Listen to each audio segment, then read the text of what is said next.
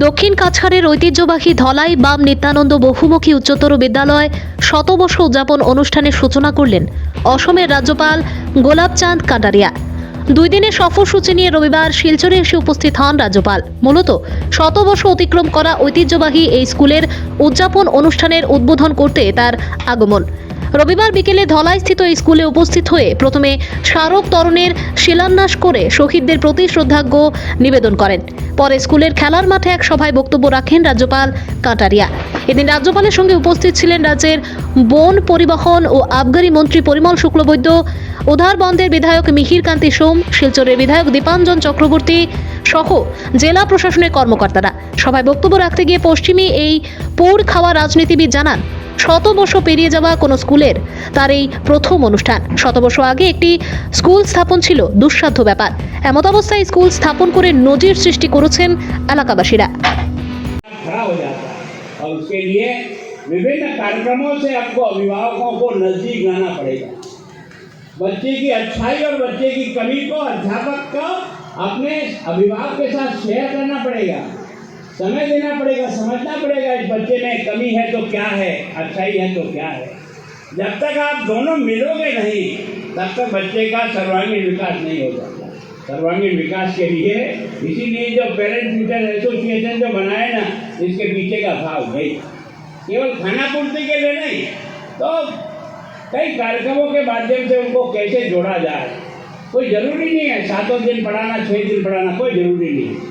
अगर एक शनिवार के दिन नहीं पढ़ा करके केवल व्यक्तिगत गुणों को विकास की दृष्टि से भी उसमें जो टैलेंट है उसके लिए भी उसको छोड़ा जाए ना, तो बच्चा उसमें से निकल करके आ जाएगा। मैं सोचता हूँ मैं कोई बहुत टैलेंट विद्यार्थी नहीं था, लेकिन प्रभु ने ये कुछ बोलने की इस तरह से कला दे दी कि डिबेट कंपटीशन में जब मैं 3री-4री क्लास में पढ़ता था तब मैंने कोई 4 लाइनें बोली होगी। अब ये मेरा को कोई गोल्ड गिफ्ट थी और ये भाषण देने की कला ने भी मेरे को बहुत मदद की दोस्तों। कोई कविता अच्छी बोल सकता है, कोई अच्छा लेख लिख सकता है, किसी के क्या विचार हो सकते हैं, इन सब चीज़ें हमको तलाशना पड़ता है। और मैं सोचता हूँ कि आज आपने विभिन्न समाज जो यहाँ रहते हैं इन सब समाजों से मेरा स्वागत कराया, इसके लिए आपको बहुत बहुत धन्यवाद। जब तक हम सबको एक साथ जोड़ करके ताकत नहीं बनाएंगे तब तक हमारी ताकत नहीं बनेगी। मैं सोचता हूँ सबको इस प्रकार का अवसर देना, सब प्रकार के लोगों के द्वारा सम्मानित करना, और यहाँ जो आपने 2 नृत्य पेश किए वो यहाँ की संस्कृति से जोड़ करके किया। संस्कृति तो ऐसी जिंदा होती है, संस्कार तो ऐसे जिंदा होते हैं। अगर हम अपने अतीत से कट गए तो हम खाली हो जाएंगे। हम अतीत से जुड़े रहें, भविष्य को चुनौती मानकर आगे बढ़ने का प्रयास करें, तब जाकर के विकास होगा। अतीत हमें बहुत ताकत देता है। आपने जैसे कहा ना कि आप मेवाड़ से आए, जैसा मेवाड़ था ना वैसा का वैसा आपका ये पूर्वांचल का है। मैं सोचता हूँ यहाँ के राजाओं ने जिस प्रकार से धर्म और संस्कृति के लिए अपनी कुर्बानी दी ना, उसके कारण से ये जो शंकर देव पैदा होता है ना, वो इसी धरती पर पैदा होता है, जिसके कारण से आज इस संस्कृति को बचाने का काम हुआ है। ऐसा नहीं है। ये जो फुरकान है जिन्होंने जिस प्रकार के राजा ने इतने सालों तक टिकाए रखा, लेकिन हम पूरे हो गए केवल अंग्रेजों के कारण से। क्यों? क्योंकि उन्होंने सबसे ज़्यादा बड़ी मार हमारी शिक्षा पद्धति पे कर दी। हमें अपने पूर्वजों से हटा दिया, हमें अपने पूर्वजों के गौरव करना ही खत्म कर दिया। अगर जब हम तक अपने पूर्वजों पे नहीं सोचेंगे, मैं मेवाड़ से आता हूँ, मेवाड़ के इतिहास के बारे में अगर बच्चे को ये नहीं पता हो कि महाराणा प्रताप का साथ एक जानवर जिसको घोड़ा कहते हैं, चेतक जिसका नाम है, वो चेतक अपने स्वामी को युद्ध भूमि में जब उसको तलवार से एक पैर कट गया और 3 पैर का चेतक बन गया, फिर भी युद्ध मैदान में लड़ता करने के लिए बच्चे के साथ सपना पड़ता है, सोचना पड़ता है। घंटी के साथ आए और घंटी के साथ चले, कुछ नहीं होगा। जब तक उस बच्चे के साथ उसकी टैलेंट को समझने की कोशिश नहीं करेंगे तब तक उस बच्चे को नहीं खाना। भगवान बड़ा दयालु है, किसी आदमी को बुद्धि तेज देता है, किसी को सेवा भाव तेज देता है, किसी में खेलने की क्षमता रहता है, किसी में गाने की क्षमता रहती है, किसी में किस प्रकार की क्षमता है। गुरु का मतलब यही होता है कि उस बालक के हर चीज को ढूंढ करके निकालना और उसको कैसे आगे बढ़ाना, जिसके कारण से वो जीवन में हमेशा आगे बढ़े। यही तो गुरु की है। केवल क्लासरूम में आकर के पढ़ा देना और परसेंटेज आ जाना, उससे व्यक्ति नहीं बनता है। व्यक्ति बनने के लिए बहुत गहराई से नापना पड़ता है, देखना पड़ता है।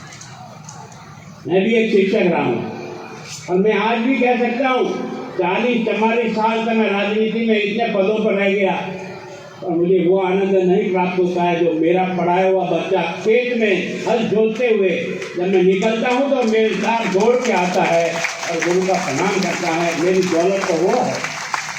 मैंने पैसे कौड़ी नहीं कमाए होंगे, कोई बात नहीं, लेकिन मैंने अपने बच्चे के मन में कोई जगह बनाई है और बच्चे के मन में जगह तभी बन सकती है जब समर्पित भाव के साथ बच्चे को उठाने का प्रयास करेंगे ना, तब जाकर के उठता है। केवल भाषणों से नहीं उठ सकता है। ये मानवीय गुणों का विकास करने के लिए बहुत खपना पड़ता है, बहुत तपना पड़ता है, तब जाके बात। पहले गुरुकुल में जब पढ़ते थे ना तो वहाँ राजा का लड़का भी वहीं पढ़ता था, कृष्ण के साथ सुदामा भाई पढ़ता था। हमारे यहाँ विद्या मंदिरों में कोई अंतर नहीं है। यहाँ व्यक्ति को देखने की निगाह में अंतर हो जाता है, वो गुरु ही नहीं। अगर वो गरीब और अमीर को देखने की निगाह ठीक नहीं है, इसका मतलब उसके अंदर गुरु का गुण नहीं। चाहे गरीब हो चाहे अमीर हो, ये सब मेरे बालक हैं, ये सब मेरे विद्यार्थी हैं। इनको तराशना मेरा फर्ज है। और अंधेरे में दीपक जो जला दे वो ज़्यादा उजाला करता है। जले हुए दीपक में 2 दीपक और जला दो, कोई अर्थ नहीं है। यह है गुरु को चुनौती। आज की परिस्थिति में जिस प्रकार के हालात आप बनते जा रहे हैं और आप और मैं जिसको अनुभव कर रहे हैं, इन सब बीमारी का इलाज यही आने वाली पीढ़ी निकालेगी और कोई नहीं निकालेगा। आप और हम लोग चले जाएंगे, ज़्यादा समय नहीं रहेगा। लेकिन मेरा देश दुनिया में विश्व गुरु था, धन दौलत के आधार पर नहीं था, ज्ञान के आधार पर था।